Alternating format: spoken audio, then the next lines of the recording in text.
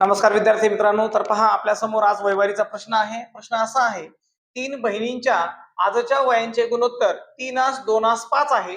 जर 3 वर्षापूर्वी त्यांच्या वयांची बेरीज 41 वर्ष होती, तर लहान बहिणीचे आजचे वय किती असेल?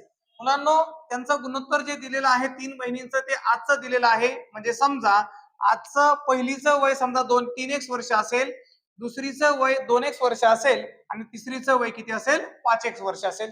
हे त्यांचं आजचं वय झालं मुलांनो. आपल्याला बेरीज देताना त्यांनी 41 वर्ष ही कधीची दिली आहे? 3 वर्षापूर्वी. आता 3 वर्षापूर्वी तिघींचं वय मुलांनो म्हणजे काय करावं लागेल? आजच्या वयातून प्रत्येकाचे वय तुम्हाला 3 वर्षाने मायनस करावं लागेल. म्हणजे पहिलीचं वय 3x वजा 3 होईल. दुसरीचं आजचं वय 2x वर्ष आहे, तर 3 काय करायचंय? परत मायनस करायचंय. आणि तिसरीचं वय आजचं 5x वर्ष आहे. 3 वर्ष मागे जायचं म्हणून काय करायचं? -3 करायचं. आणि हे झालं त्यांचं 3 वर्षापूर्वीचं वय तिघींचं मुलांनो.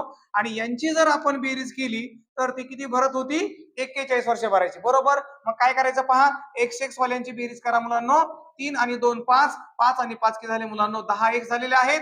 आणि 3 3 आणि 3 हे 3 वेळा आहेत आणि मायनस मायनस मध्ये दिलेत. म्हणजे याचा अर्थ 3 त्रिक झाले मुलांनो 9 आणि चिन्ह काय द्यायचंय? मायनस द्यायचंय. आणि बरोबर झालं 41. मग आता समीकरण सोडवायचं. 10x बरोबर 41 हे -9 तिकडे गेल्यावर काय होतील मुलांनो? +9 होतील. म्हणजे 10x बरोबर 41 आणि 9 होतात 50. म्हणजे x ची किंमत आपल्याला अशी मिळेल मुलांनो, 10 × 10, 10 5 50. म्हणजे x ची किंमत मला 5 मिळाली.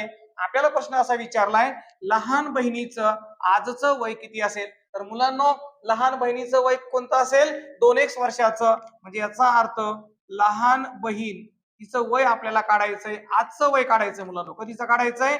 आजचे वय. ते आहे 2 भाग तिचे होते, 1 भाग 5चा आलेला आहे. म्हणजे 2 पंचे 10 वर्ष हे लहान बहिणीचं आजचं वय त्या ठिकाणी असेल. धन्यवाद.